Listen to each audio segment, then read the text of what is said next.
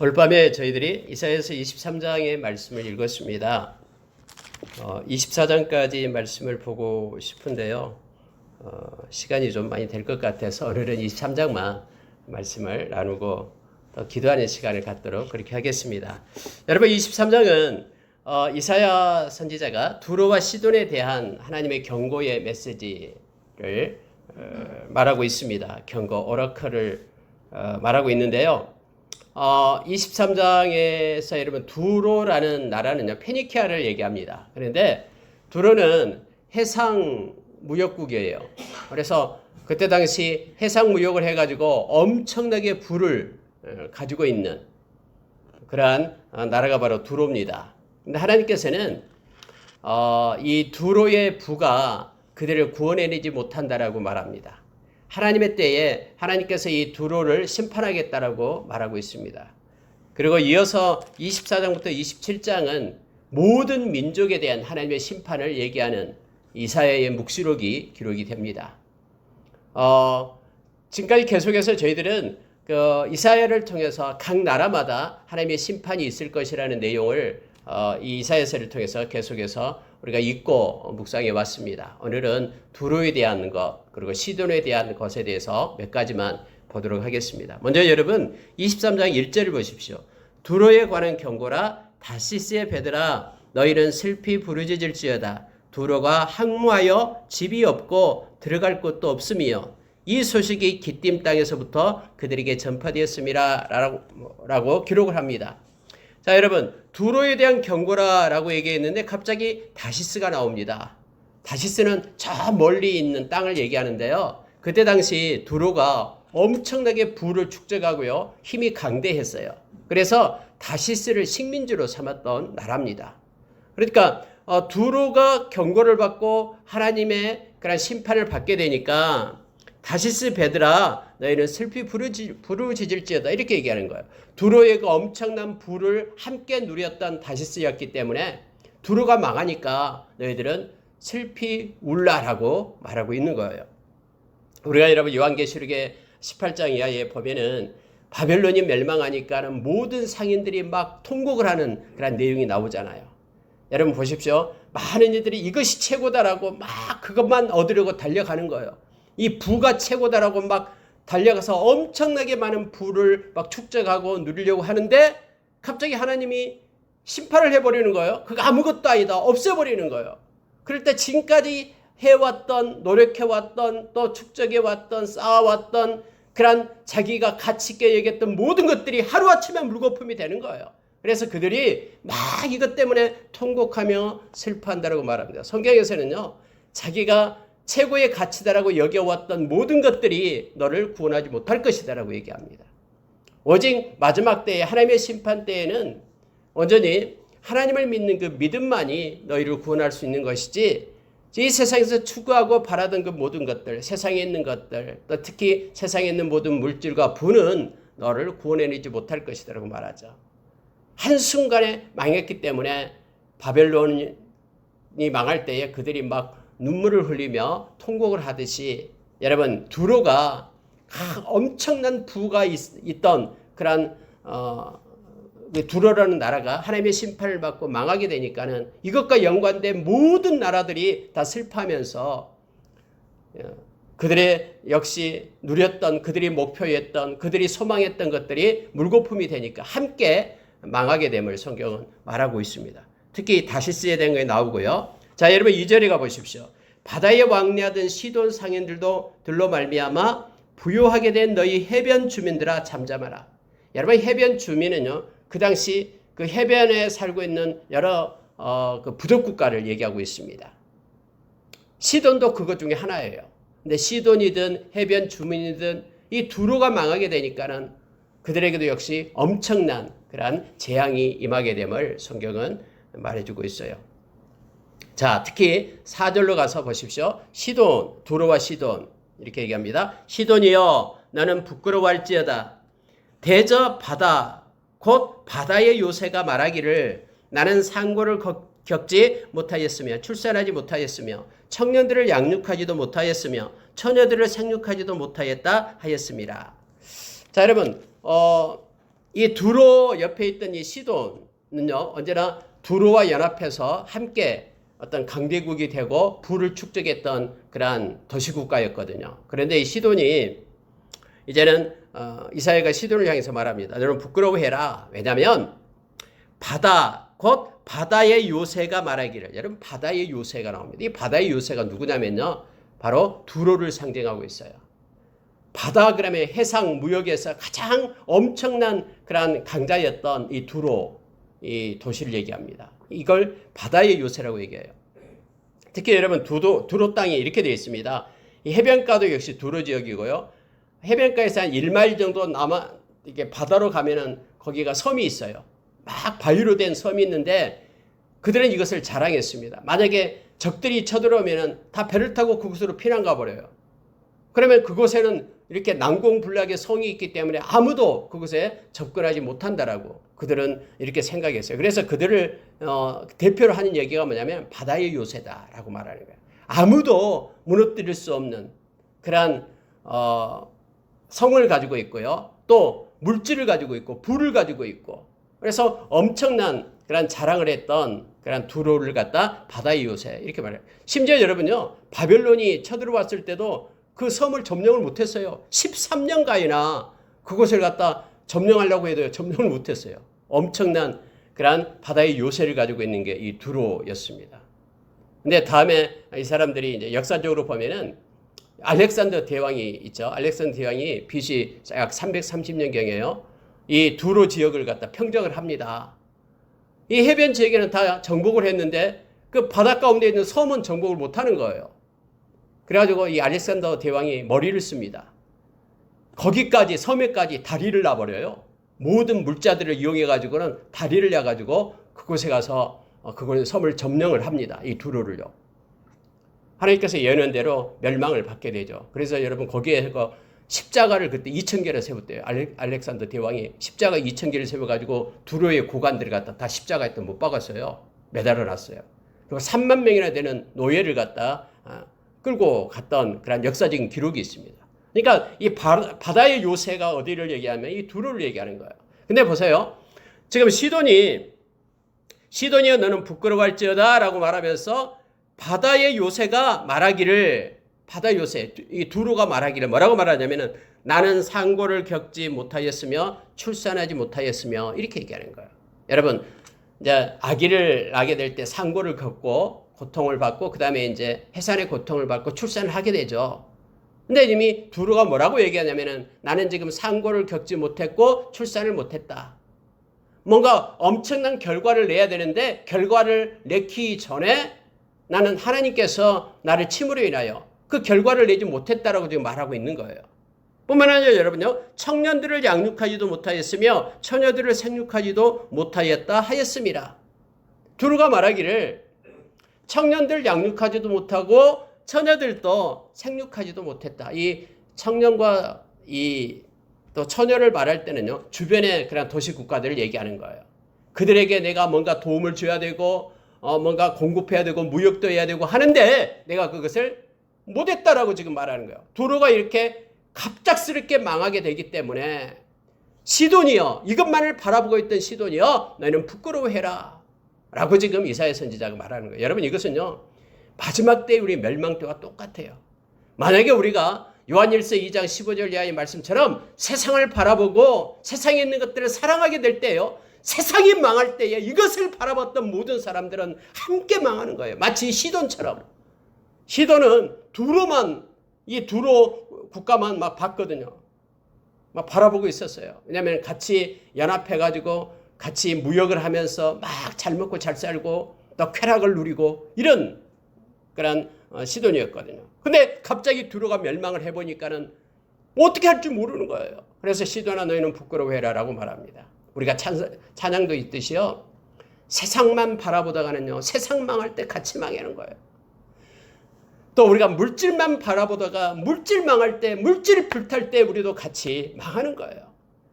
여러분, 에베소서 2장 2절 이하에 보면은 예수를 믿지 않는 불의한 자들에게 역사하는 세상의 영이 있다고 그랬죠. 그들에게 역사하는 영이에요. 이 세상의 영이. 세상의 영이 그들을 끌고 간다고 얘기합니다. 그러면요, 성경에는 분명히 얘기합니다.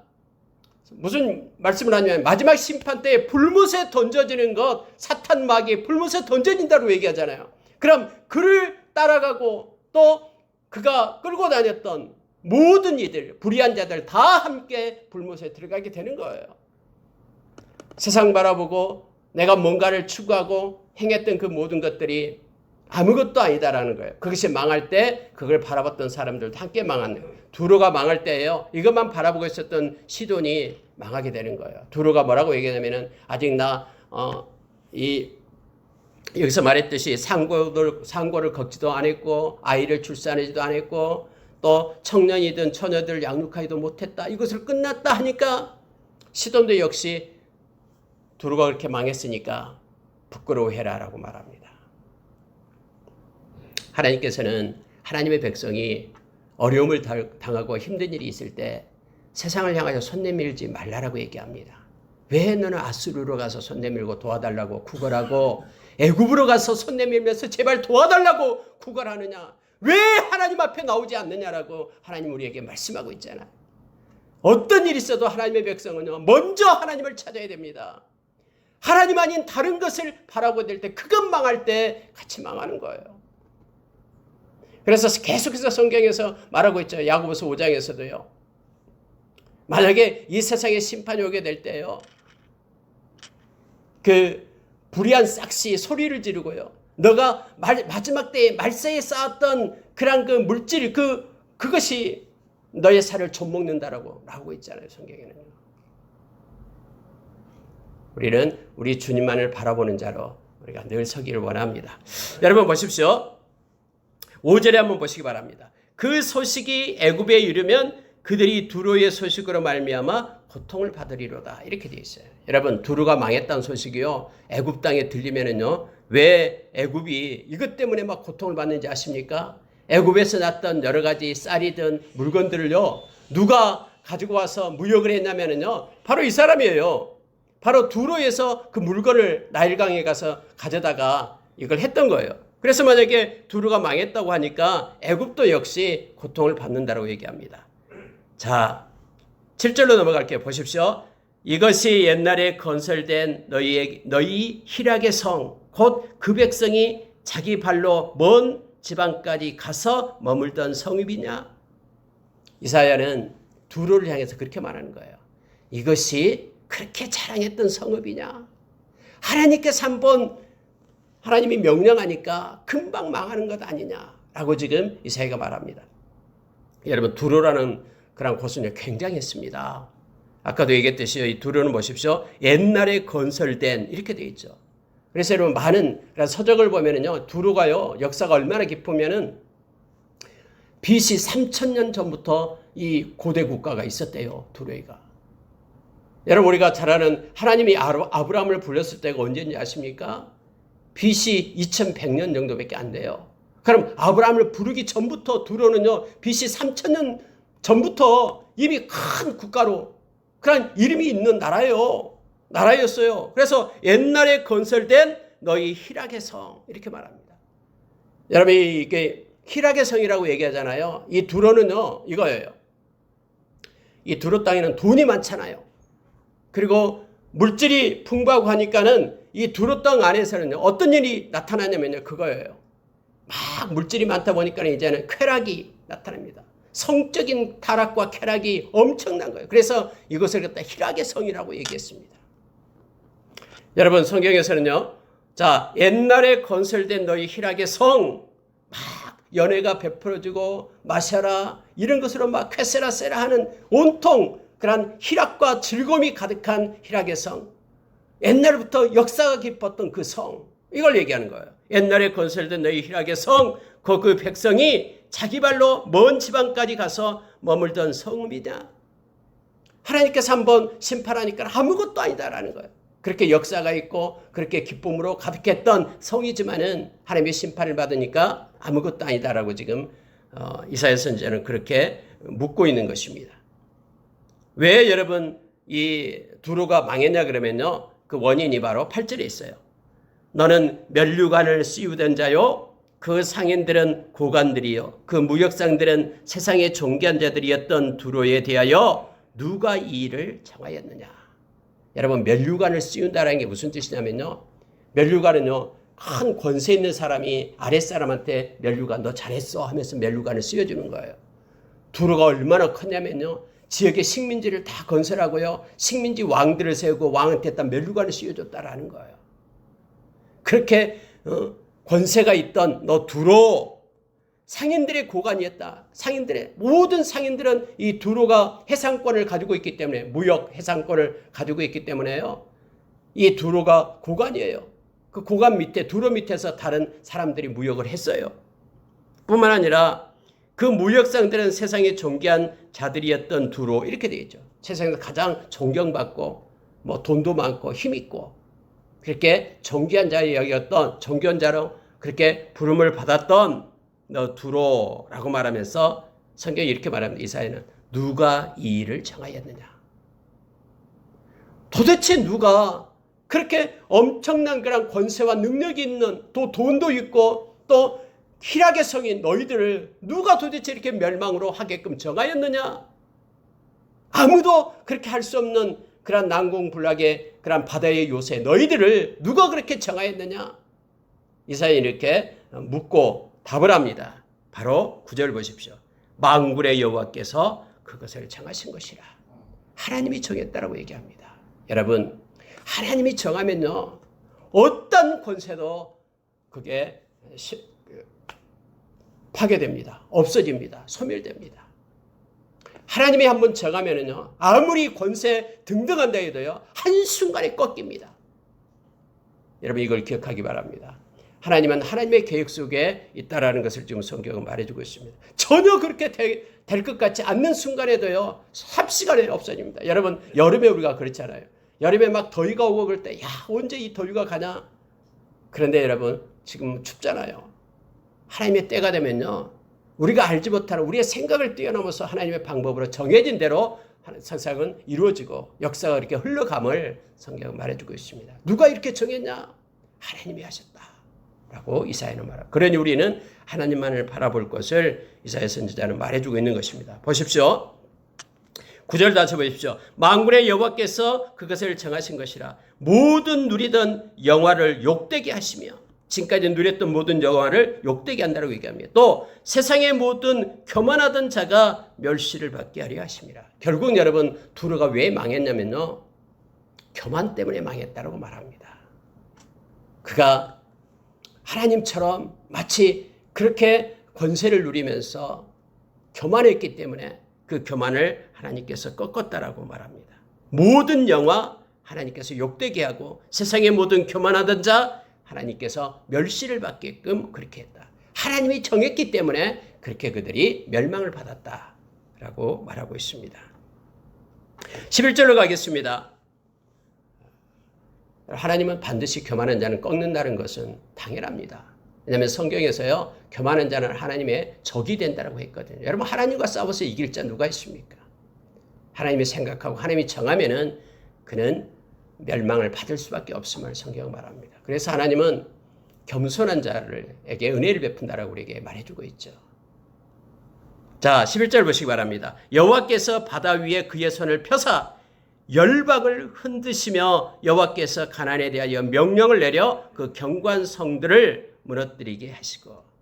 하나님께서는요 하나님의 손이 있어요. 하나님의 손을 펴면은요 하나님의 손을 일으킬 때는 모든 역사가 바꿔집니다. 하나님의 손은 무서운 손이에요. 하나님의 손은요 모든 것들을 회복시키기도 하지만은 모든 것들을 파괴하는 손이 하나님의 손이에요. 하나님의 손은 능력과 전능의 손이기 때문에 여호와께서 바다 위에 그의 손을 펴니까 열방이 흔들린다라고 얘기합니다. 뿐만 아니라 하나님께서 명령을 하니까 경관성이 무너진다라고 얘기합니다. 하나님이 말씀하신 것 명령만 하면은 모든 것들이 순종합니다. 여러분, 우리가 잘 알듯 예수님께서 막 성난 파도가 일어날 때 파도를 향해서 잔잔하라라고 말하잖아요. 막 사람들, 제자들은 막 지금 죽게 되었다라고 예수님을 막 깨우면서 우리가 죽게 되었습니다라고 얘기할 때 예수님께서는 말하죠. 왜 두려워하느냐 하면서 말하면서 성난 파도를 꾸짖습니다. 그랬더니 그 파도가 잔잔해져 버림을 알게 합니다. 하나님은 이래요. 하나님께서는 명령하시면 명령대로 움직입니다. 모든 자연이 순종하게 됨을 성경 말합니다.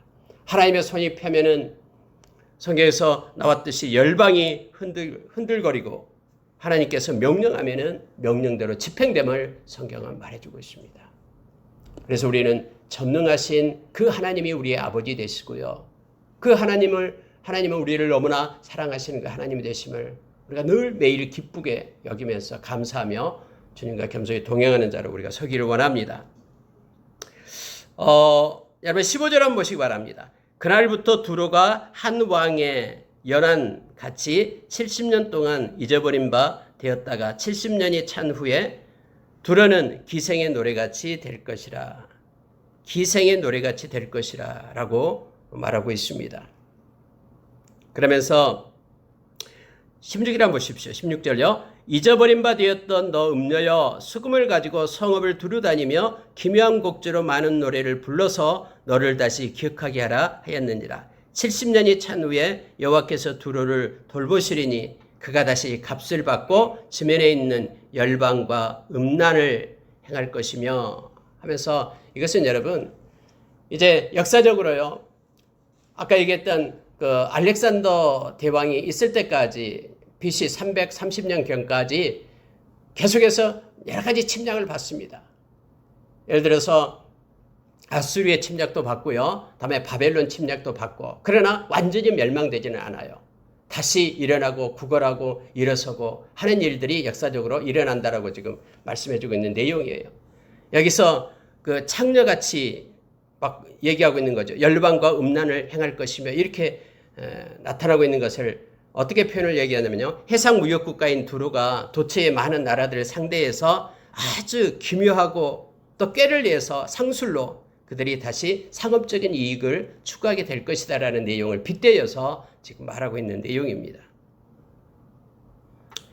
다시 무역을 통해서 얻은 그 재물 하나님의 18절에 보면 이제 그렇게 나오는데요. 이제 그들이 이제 앞으로 이제 해서 이렇게 무역을 해서 막 엄청난 부를 다시 누리게 되는데 이제는요 그 부가 너희들이 이제는 누리지 못할 것이다라는 거예요. 그 전에 너희들이 누렸던 그러한 희락의 도시였던 너희들인데 이제는 너희들이 힘써 모았던 그 모든 것들 그것들이 하나님께서는 그것을 다른 사람에게 주겠다라고 말하는 것이 바로 18절이에요. 한번 보십시오. 이것만 보고 마치겠습니다. 이건 굉장히 큰 의미를 우리에게 주고 있습니다. 보십시오. 그 무역한 것과 이익을 거룩히 여호와께 돌리고 간직하거나 쌓아두지 아니하리니 그 무역한 것이 여호와 앞에 사는 자가 배불리 먹을 양식 잘 입을 옷감이 되리라 라고 말합니다. 여러분 하나님께서는요 애써 쌓아놓았던 모든 것들 그것이 하나님을 기쁘시게 하는 자들의 몫으로 돌리겠다라고 지금 말하고 있는 거예요. 그들이 애써 무역해서 가져왔던 아름다운 옷들 그것으로 하여금 누가 입게끔 하냐면은 하나님의 백성으로 하여금 입게 하겠다라고 말하고 있습니다.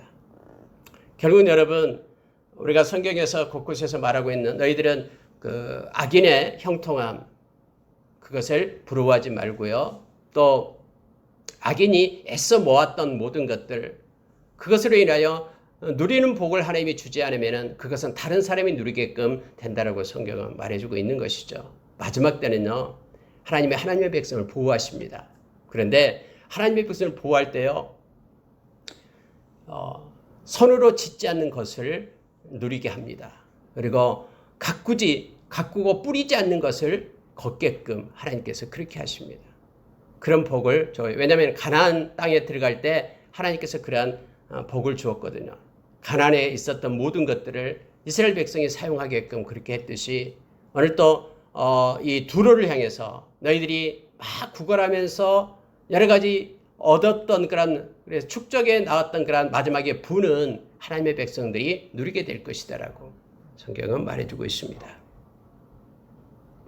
후일에 두로가 메시아의 복음이 전파되는 날 그들의 무역을 통해 얻은 재물을 하나님의 거룩한 일에 쓰임을 받게 될 것이다라고 마지막 18절을 통해서 나타내주고 있죠. 이제는 하나님께서 그 땅에 믿는 자를 세우시고 또 그들이 행했던 모든 부들을 가지고 하나님의 영광을 위하여 이렇게 사용되는 누리는 자를 자기의 것으로 하나님이 이동시키겠다라고 말씀해주고 있는 것을 보게 됩니다. 말씀 마치겠습니다. 여러분, 세상은 언제나 이 물질 중심으로 앞으로 계속해서 흘러가게 되어 있습니다. 성경이 이렇게 말해주고 있기 때문에요. 디모데후서 3장 1절에서 5절을 그렇게 말해주고 있죠. 돈을 사랑하면서 물질을 향하여 가게 돼 있어요. 그러나 하나님의 백성은 이 물질의 소망을 둬서는 안 됩니다. 우리가 성경에서 말했듯이 물질을 공급하시는 하나님께 소망을 둬라라고 성경 기록되어 있습니다. 그래야지만이 우리가 생명을 얻을 수 있어요. 만약에 하나님이 공급하는 그 물질의 소망을 둬버리면요, 우리는 하나님을 잃어버리게 됩니다. 그리고 결국은 그 물질이 우리를 구원해내지 못합니다.